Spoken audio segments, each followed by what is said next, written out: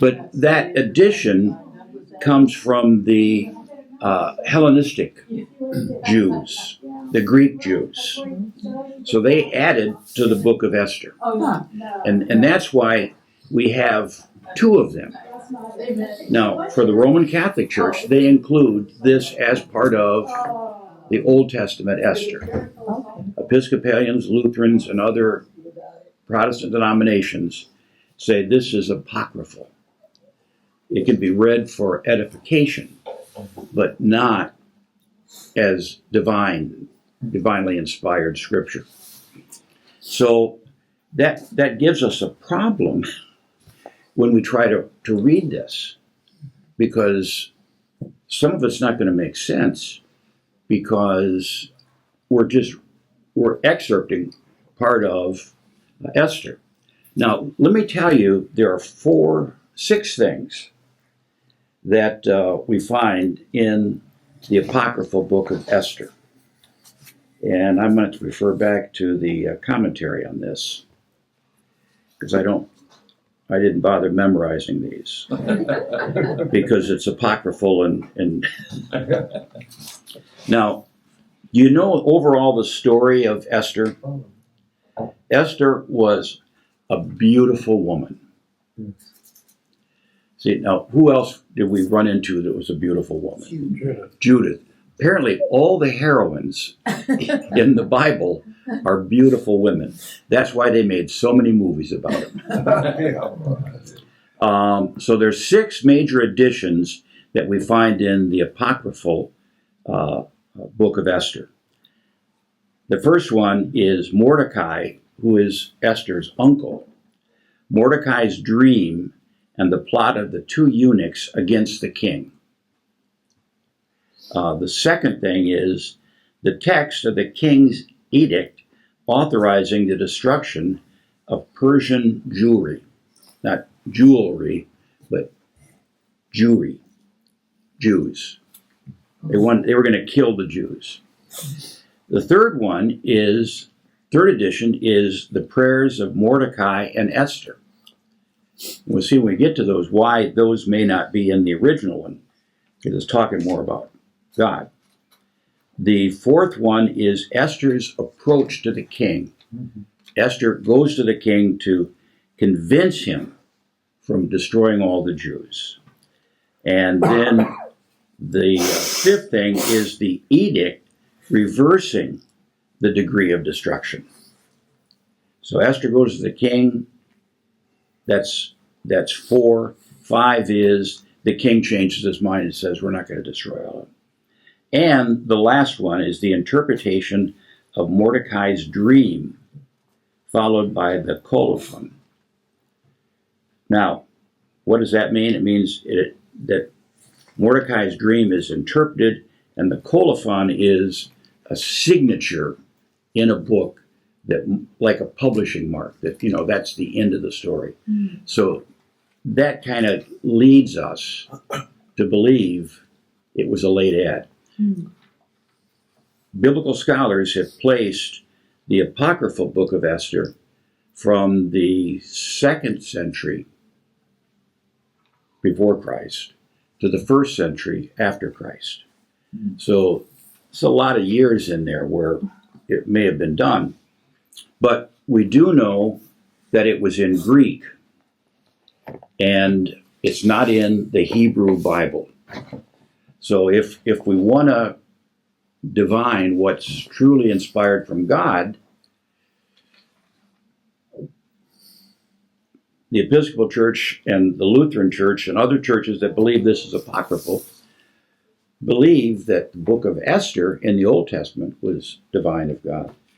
But this was written by the Greeks, who were more than likely religious, and they're not trying to do something that's harmful, but they're doing something that's not accurate vis-a-vis the Book of Esther.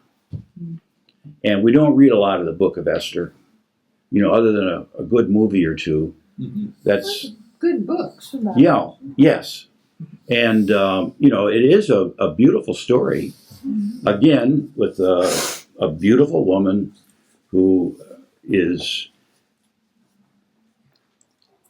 captivated the king, and he took her into his household. But she had an uncle that rode shotgun when they went on a date. He sat between them, and that was Mordecai. So, and Mordecai is not mentioned a whole lot outside of the Book of Esther.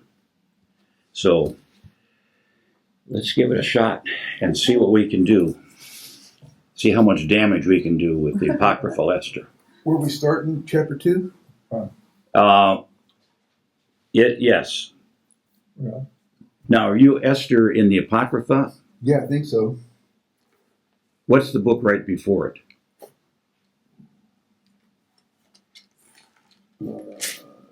Chronicles 2. No, you're not in the Apocrypha. Judith will be the one. You'll find Judith. This has edition A. Is that what I'm doing? Yes. Yep. Okay. Yes. Yeah, we're adding to the Book of Esther. Okay. Mordecai's dream. In the 2nd year of the reign of Artaxerxes the Great, on the 1st day of Nisan, Mordecai son of Jair, son of Shimei, son of Kish, of the tribe of Benjamin, had a dream.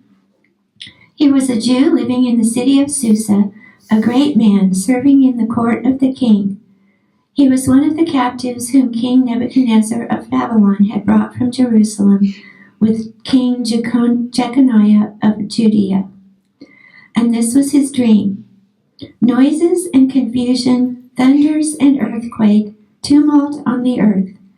Then 2 great dragons came forward, both ready to fight, and they roared terribly.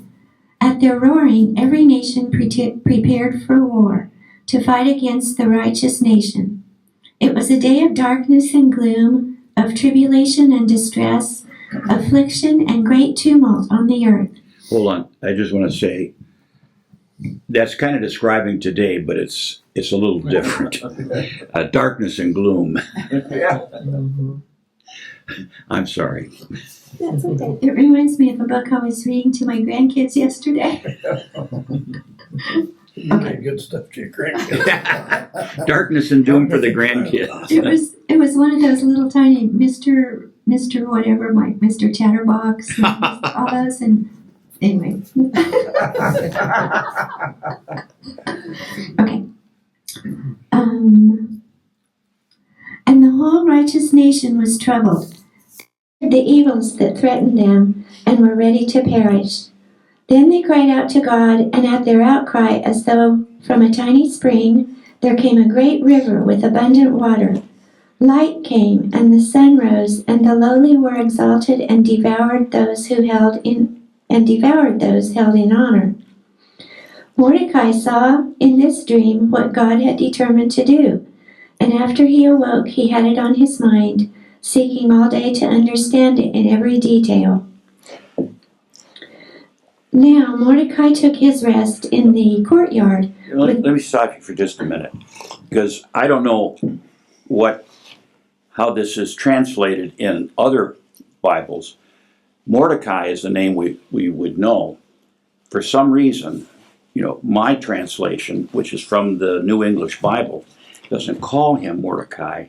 They call him Mardochaeus, Mardochaeus.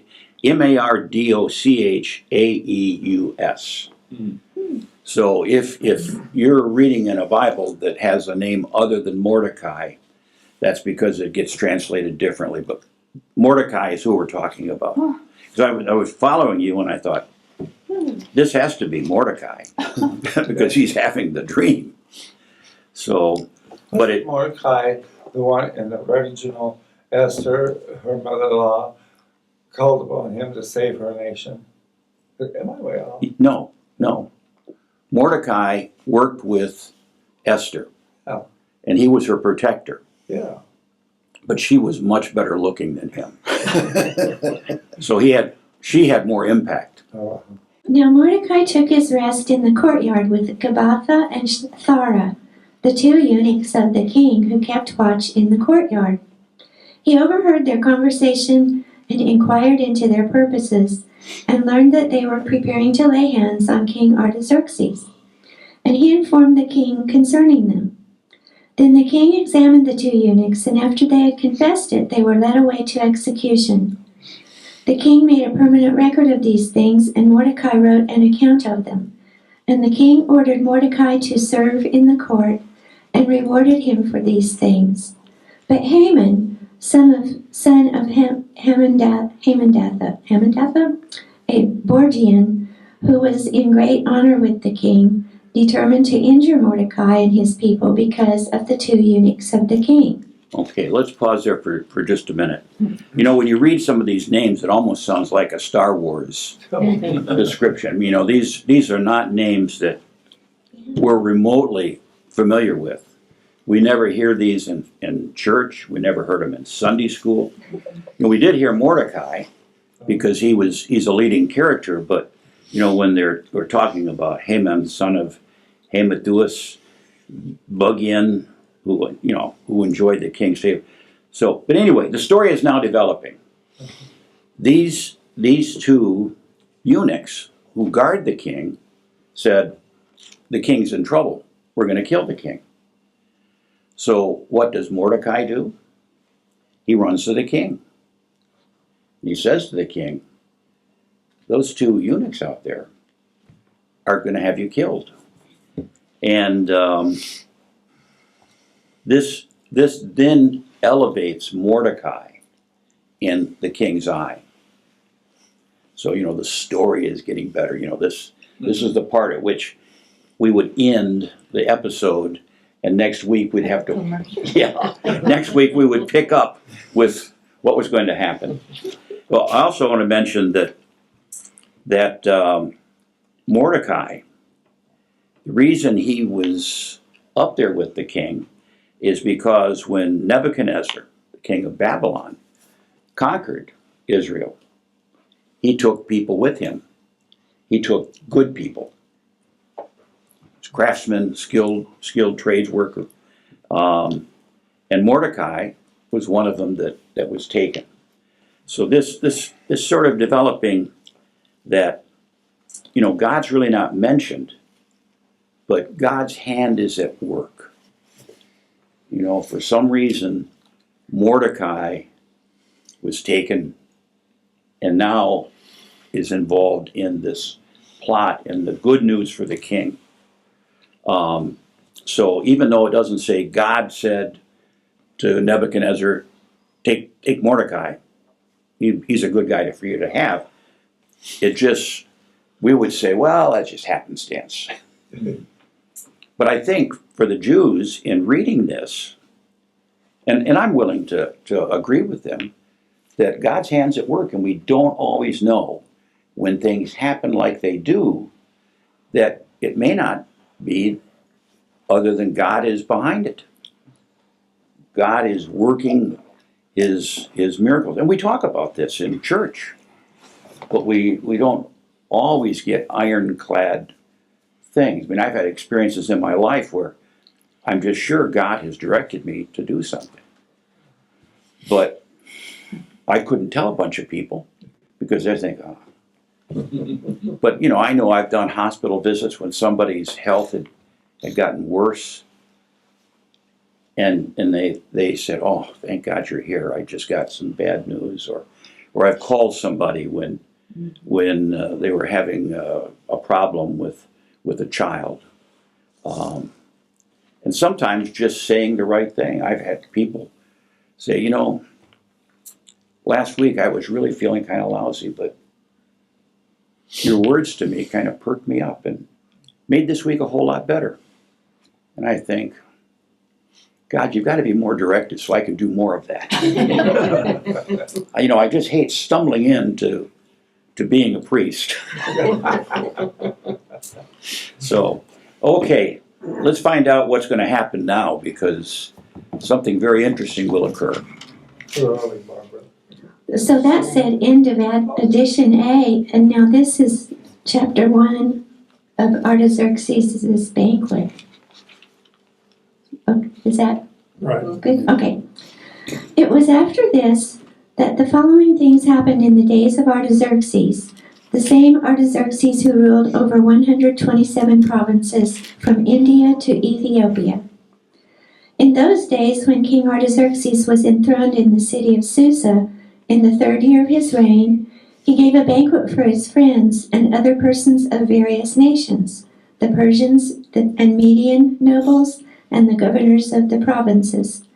After this, when he had displayed to them the riches of his kingdom and the splendor of his bountiful celebration during the course of 180 days, at the end of the festivity, the king gave a drinking party for the people of various nations who lived in the city. This was held for 6 days in the courtyard of the royal palace, which was adorned with curtains of fine linen and cotton, held by cords of purple linen attached to gold and silver blocks on pillars of marble and other stones. Gold and silver couches were placed on a mosaic floor of emerald, mother of pearl, and marble. There were coverings of gauze, embroidered in various colors with roses arranged around them. The cups were of gold and silver, and a miniature cup was displayed made of ruby, worth 30,000 talents. There was abundant sweet wine, such as the king himself drank. The drinking was not according to a fixed rule, but the king wished to have it so, and he commanded his stewards to comply with his pleasure and with that of the guests. Okay, let me stop you for just a minute, because in my translation, when it's talking about the center was a cup displayed, a miniature cup, and it says it was made of carbuncle. Never heard of that. Carbuncle. Well, carbuncle I thought was kind of like Bunny. yeah, What did you say, Sharon? but it's like a bunion. Oh, yeah. I associate with a bunny. And I don't know why it says it was made of a carbuncle worth 30,000 talents. That may be what it. Maybe there's another meaning of the word carbuncle. Yeah, there must be, Obvious. because I think the doctor charges more than 30,000 talents to take it off. But anyway, I just thought that was interesting. In my translation, doesn't make sense.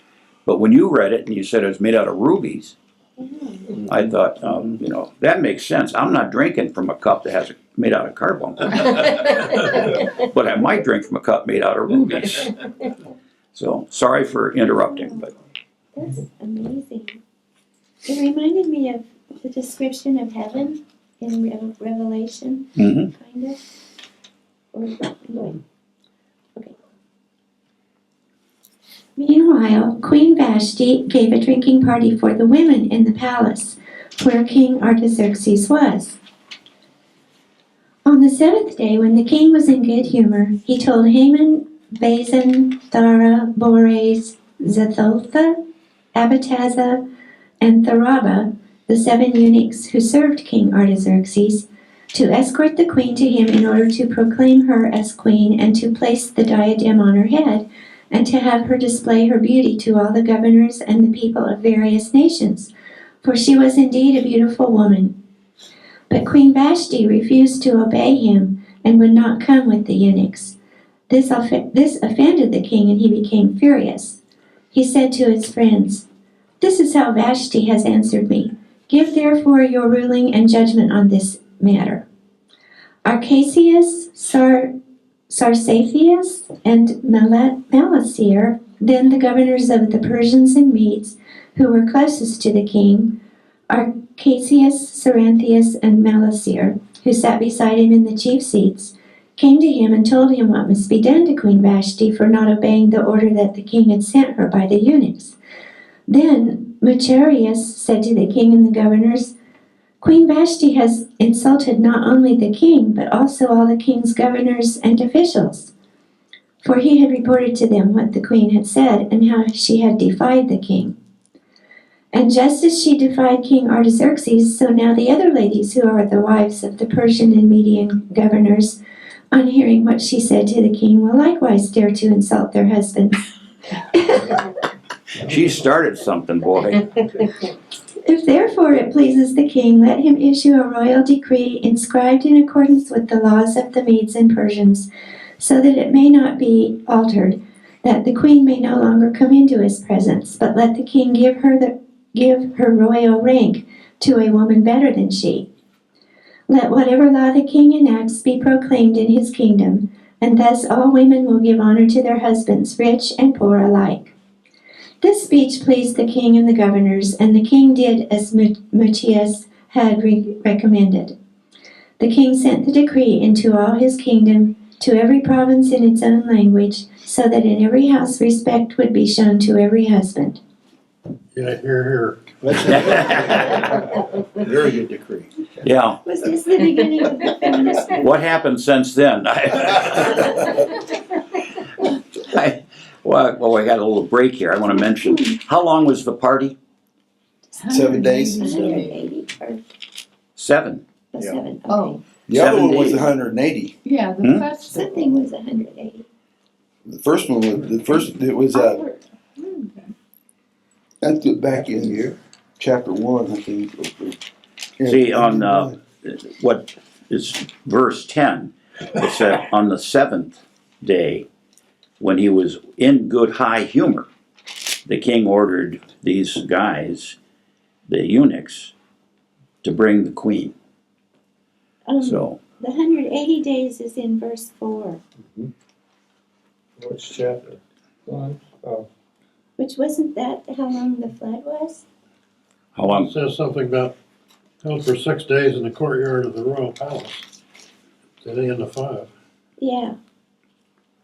Maybe it was a party, a Bona party. It may have been.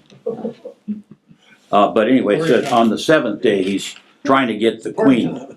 So when I hear the numbers 7, Oh, yeah. 3, 12, 10, my ears perk up. that's what- Oh, yeah, on the 7th day in verse 10. Yeah. So now you see, the queen has disobeyed the king.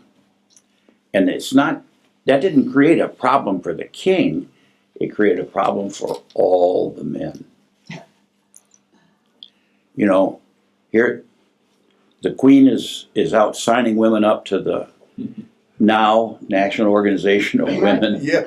Starting a fire so they can burn their bras. Yes, that's right. You know, we'll have some bra burning, and we'll have some of them going topless, because if men can go topless, shirtless, women ought to be able to do the same. So I mean, this is what she did, according to the story, is she destroyed the framework of the community, and so the king wants to replace her. Smart man.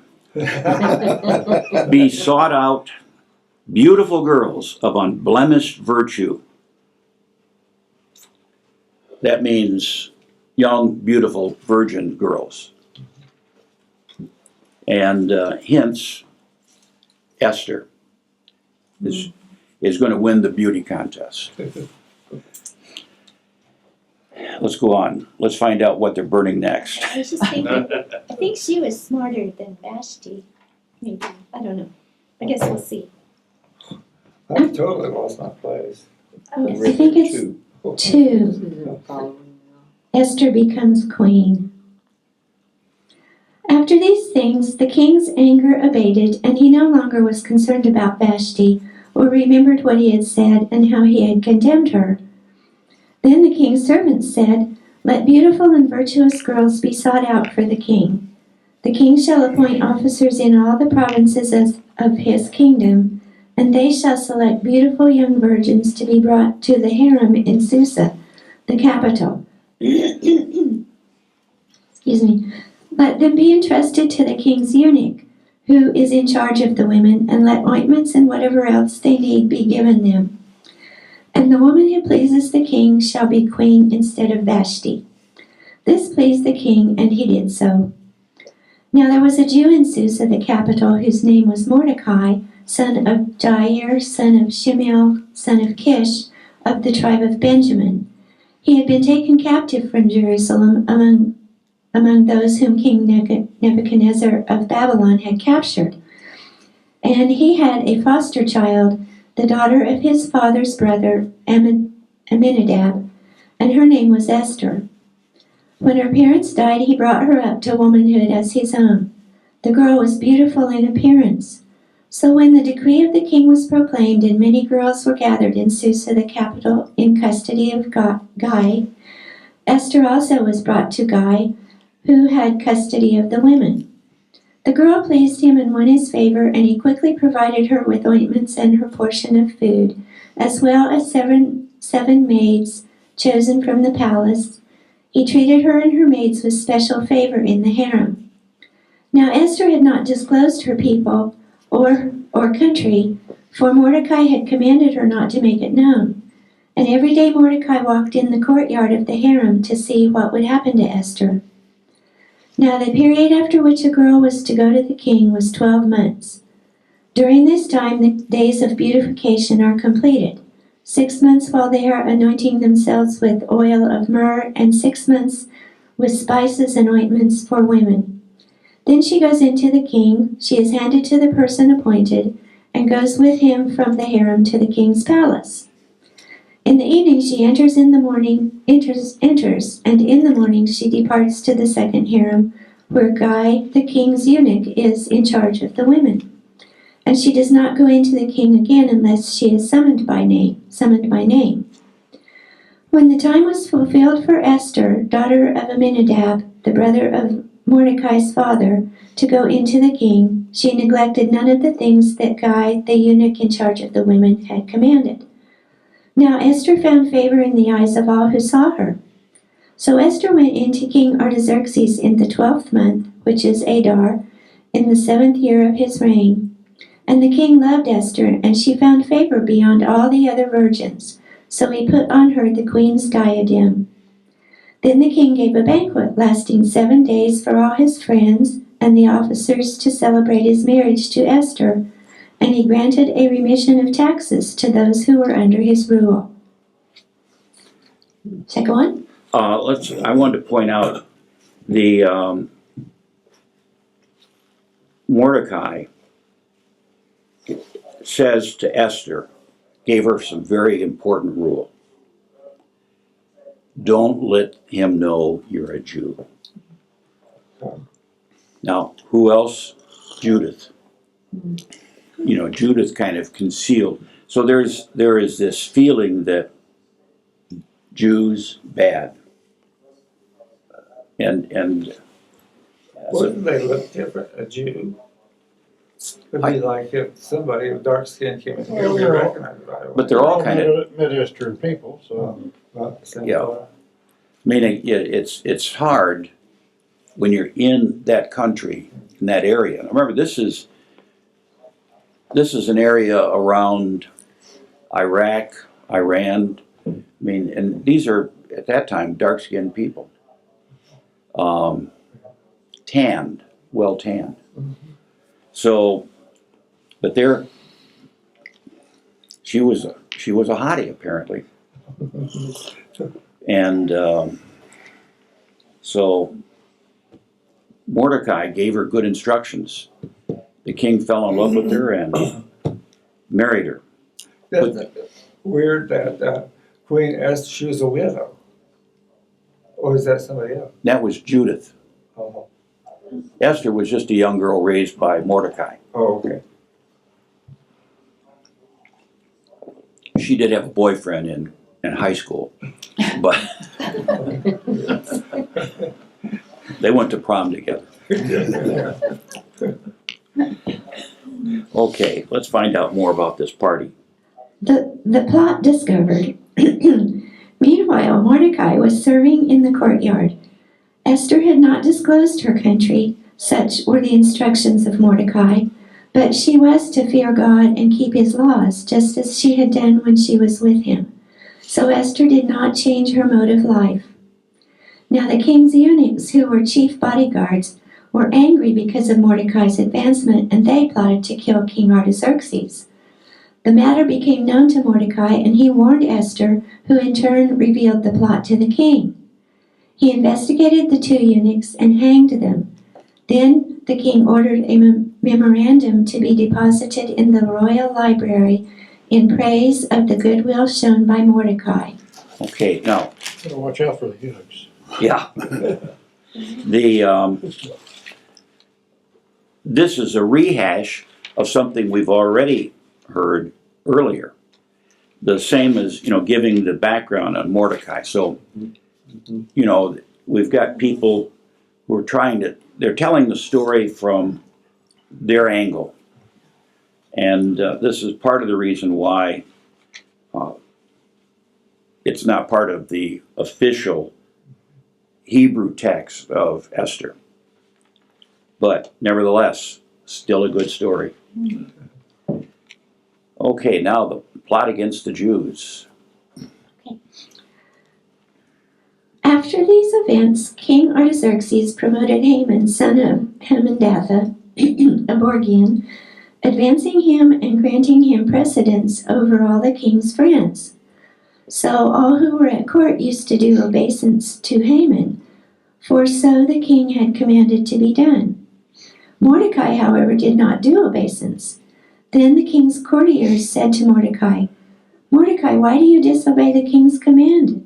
Day after day they spoke to him, but he would not listen to them. Then they informed Haman that Mordecai was resisting the king's command. Mordecai had told them that he was a Jew. So when Haman learned that Mordecai was not doing obeisance to him, he became furiously angry and plotted to destroy all the Jews under Artaxerxes' rule. In the 12th year of King Artaxerxes, Haman came to a decision by casting lots, taking the days and the months one by one, to fix on one day to destroy the whole race of Mordecai. The lot fell on the 14th day of the month of Adar. Then Haman said to King Artaxerxes, "There is a certain nation scattered among the other nations in all your kingdom. Their laws are different from those of every other nation, and they do not keep the laws of the king. It is not expedient for the king to tolerate them. If it pleases the king, let it be decreed that they are to be destroyed, and I will pay 10,000 talents of silver into the king's treasury." So the king took off his signet ring and gave it to Haman to seal the decree that was to be written against the Jews. The king told Haman, "Keep the money and do whatever you want with that nation." So, on the 13th day of the first month, the king's secretaries were summoned in accordance with Haman's instructions. In accordance with Haman's instructions, they wrote in the name of King Artaxerxes to the magistrates and the governors in every province from India to Ethiopia. There were 127 provinces in all, and the governors were addressed each in his own language. Instructions were sent by couriers throughout all the empire of Artaxerxes to destroy the Jewish people on a given day of the 12th month, which is Adar, and to plunder their goods. Okay. It's amazing when you stop and think how big the area this guy ruled. I mean, we're talking about from India to Ethiopia. Mhm. And that's not saying the area of Persia, Medes. I mean, he's kind of like, who was the other one? Actually, Alexander the Great, who rules a big territory. And Alexander was able to do that because he didn't make people change. They just had to honor him. And, he went to the temple and didn't destroy it. He worshiped there. So people liked him. This guy must have the same kind of thing going on. But now, what they want to do is they want to annihilate the Jews from that whole area. Now, the 12th month and the 14th day. Okay, to me, the 12th month would be, to us, is December, and the 14th day would be the start of Hanukkah, wouldn't it, for the Jews? That could be, but actually this day, what they're talking about, their months are different than ours. In fact, my translation said, on a given day of the 12th month, Adar, to plunder their possessions. That is around February.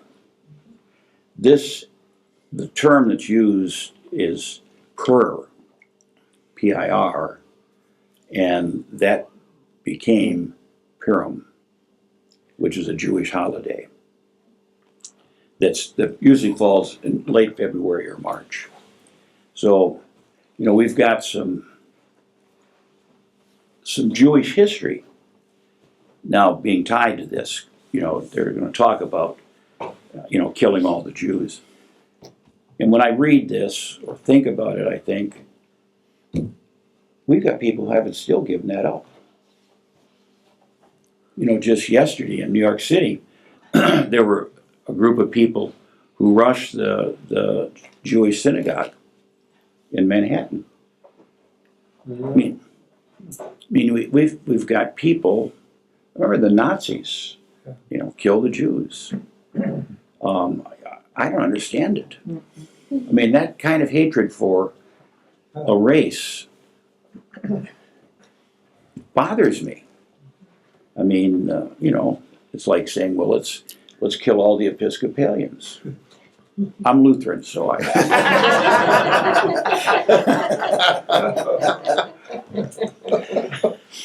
But here we've got a whole race they want to wipe out.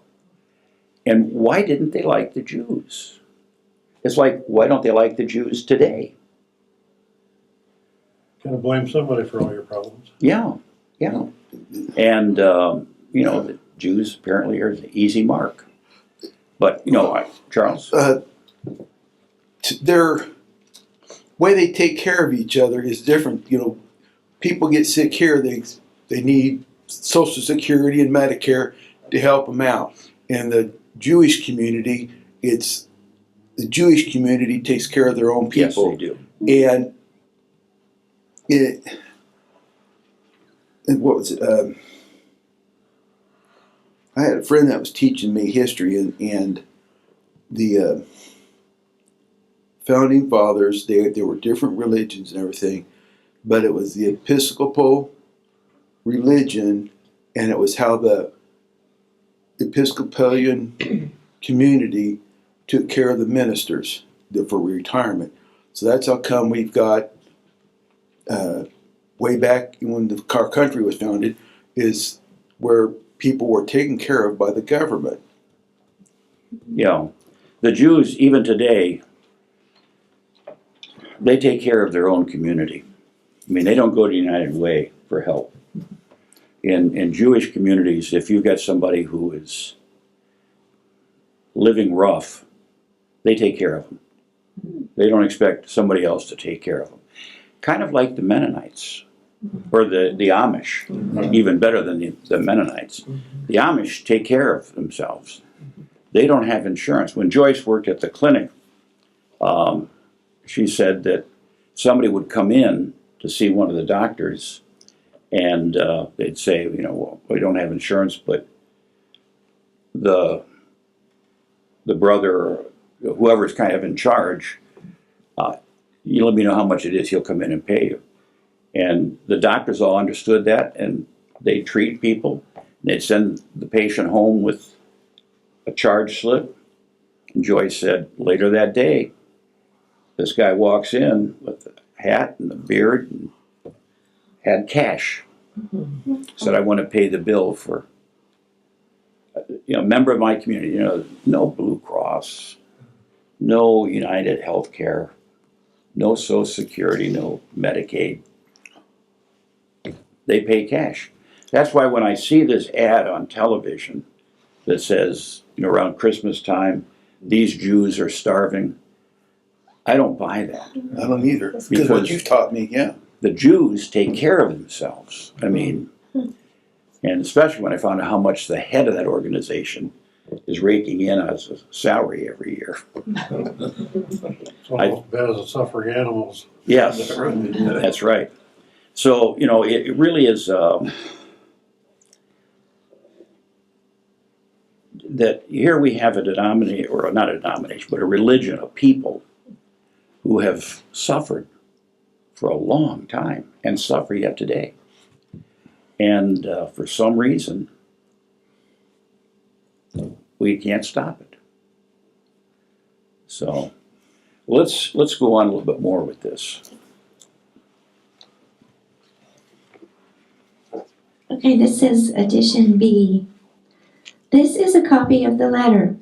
The great King Artaxerxes writes the following to the governors of the 127 provinces from India to Ethiopia and to the officials under them. Having become ruler of many nations and master of the whole world, not elated with presumption of authority, but always acting reasonably and with kindness, I have determined to settle the lives of my subjects in lasting tranquility, and in order to make my kingdom peaceable and open to travel throughout all its extent, to restore the peace desired by all people.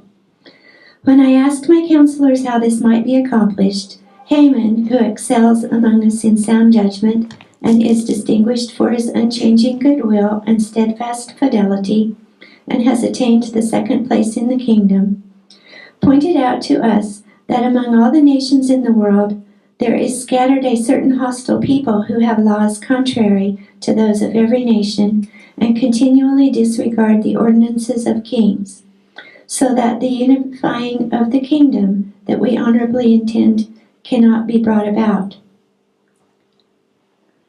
We understand that this people, and it alone, stands constantly in opposition to every nation, perversely following a strange manner of life and laws, and is ill disposed to our government, doing all the harm they can so that our kingdom may not attain stability. Therefore, we have decreed that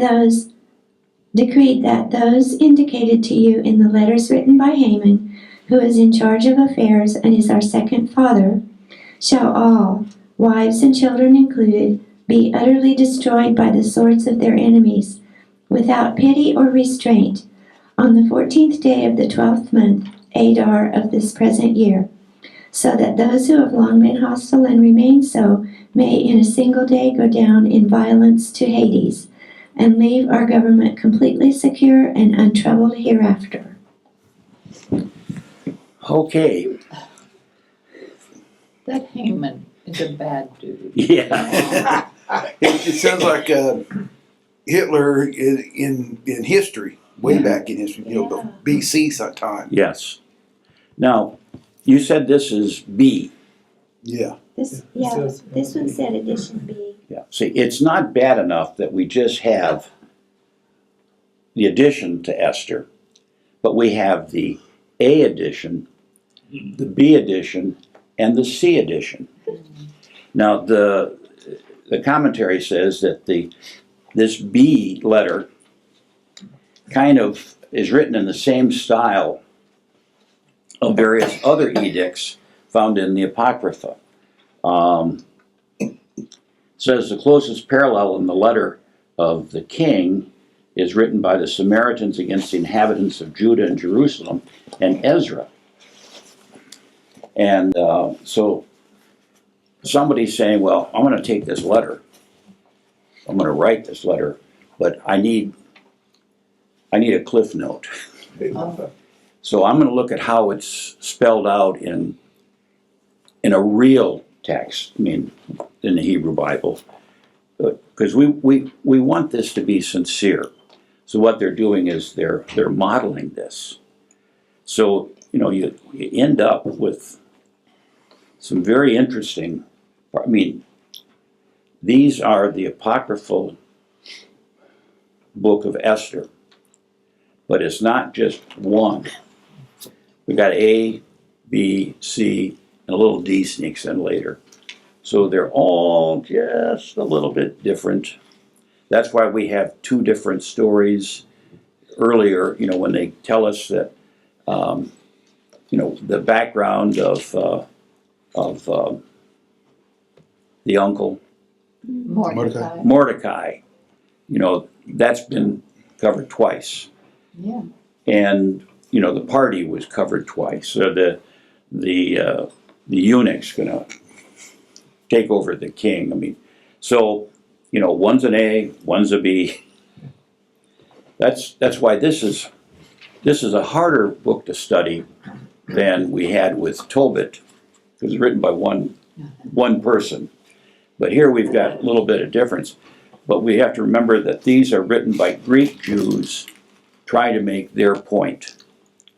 And one section was obviously written by a man, the part where it tells women need to be obedient to their husbands. And, damn, we get nowhere with that anymore. But, this is the letter. And again, if you stop and think, what areas does he rule? From Ethiopia to India and north. They didn't have a Xerox machine. Yeah. This letter had to be copied by hand and then delivered to the... They didn't send text messages? No. And we... Facebook Not posts? everyone read, did they? No. Yeah. Not everyone read. And when you have people copying stuff... Sharon, you were at the bank. What department were you in? Trust for wealth management. Okay, so you have to read a lot of numbers. Oh, yeah. And the hardest thing with reading all those numbers, I would bet, I remember from accounting, is that sometimes the numbers look right, but they may have gotten transposed. And you can't, in the trust department, Mm-hmm. you can't allow that. So you got to have somebody go over and double check it and say, oh, Mm-hmm. here it is. I had a friend of mine back in Michigan who worked for a trust department. Mm-hmm. And he said, if the tellers make a mistake and they don't give you enough money or they give you too much money, they solve that at the end of the day because it doesn't balance out. So they know, and they can go back and figure out where it is. Mm-hmm. But he said, the trust department, you can make a mistake and it may take 6 months. Yeah. And For a boy, couple generations. yeah. So, so here we have people writing letters and there was no presidential signature thing. They didn't have auto. Yeah, they didn't have an auto pen. So, but anyway, I was going to mention when it was talking about this party that they had and how beautiful it was and everything, I thought it sounds like having a party in that new White House ballroom.